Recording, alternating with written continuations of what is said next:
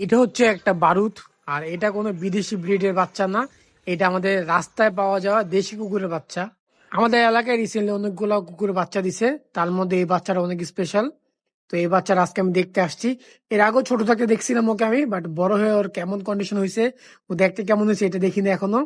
এই যে এই বাচ্চাটা হচ্ছে একটা মিক্স ব্রিড বলবো না, একদম পিওর দেশি। বাট কোন কারণে ওর লোম গুলো এত বড় হয়েছে আর ওর চেহারা এত সুন্দর আসছে তা আমি বুঝতেছি না। যদিও এটা ফিমেল বাচ্চা, মেল বাচ্চা হইলে বড় হইলে দেখতে আরো সুন্দর হইতো। ফিমেল বাচ্চাগুলো দেখতে একটু কম সুন্দর হয়।